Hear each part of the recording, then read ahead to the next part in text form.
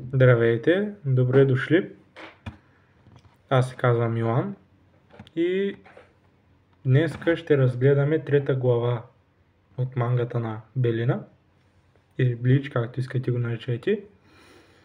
Но преди това искам да благодаря на всеки нов абонат и за всеки палец нагоре. Това означава наистина много за мен. Това означава, че това, с което правя, ви харесва и трябва да продължа. И нека да започваме. В началото на манга главата, виждаме Светофар Кола и Орихиме, която е една от приятелките на Ичиго. И сигурно е станало нещо. Катастрофа, сигурно. Аз сега не знам, защото повече не е дадено да знаем. И действието се прехвърля в друга част на града, в един парк, където Рукия чете книга, но не каква книга, нещо криминалери, какво там, нещо убийство, такива неща.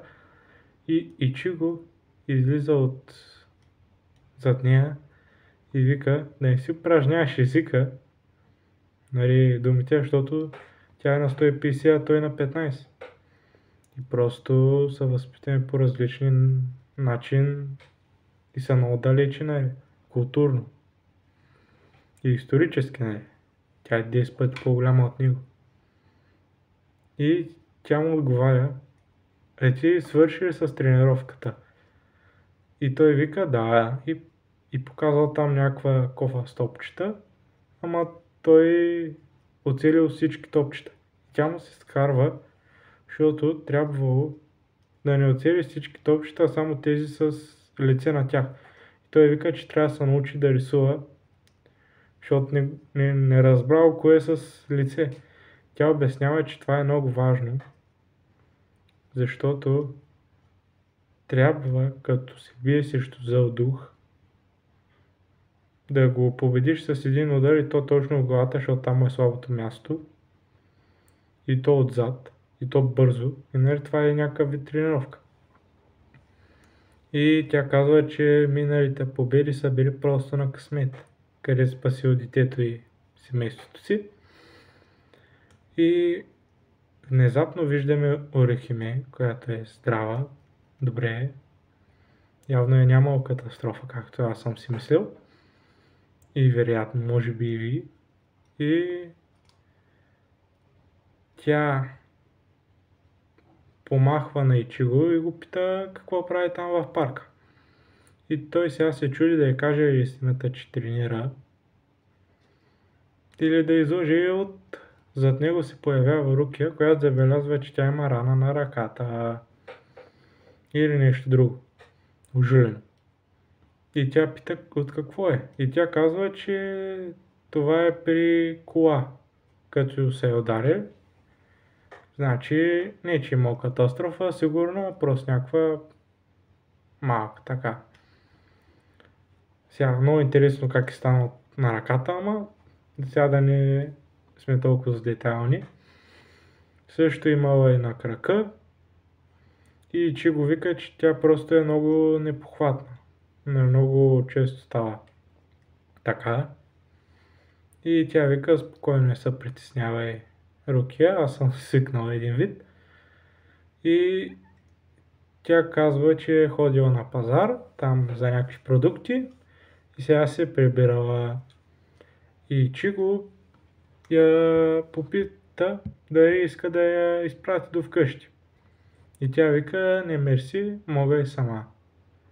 И тя като си тръгва, си там колко, 100 метра примерно, казва, да бях го поискала, толкова съм страхлива, нали, да го бях се съгласила. Което означава, че тя го обича, което е напълно нормално за тяхната възраст. И действието продължава да се развива в къщата на Ичиго вечерта, където една от по-малките сестри на Ичиго го пита, т.е. тя казва, не го пита, къде е пижама, една от пижамите, защото ги няма. И той пита, откъде да знам, аз да не съм така компетентен по всичко. И той се прибира в стаята си, но виждаме, че от нищото Рукия скача от неговия гардероб с пижамата на по-малката й сестра, която пита и Ичиго къде е. И вика, че ще дойде Холо всеки момент, а Холо е лошия дух. И тя бута Ичиго и точно зад леглото на Ичиго, на което той е бил при Рукия да го бутне, се появява. И той си взима меч, и той нали, с меч си замахва и го удря.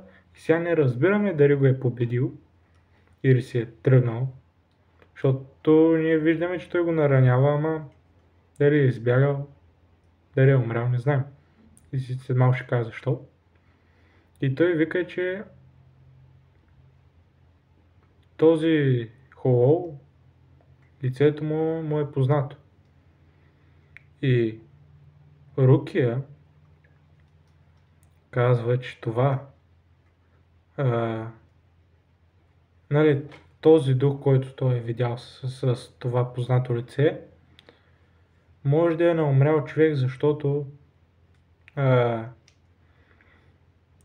значи, тя каза, че на Ичиго трябва да убива бързо, нали, духа в главата с един удар, защото там е най-слабо и отзад, нали, за да не го види, защото по простата причина, че тези духове са мъртви хора.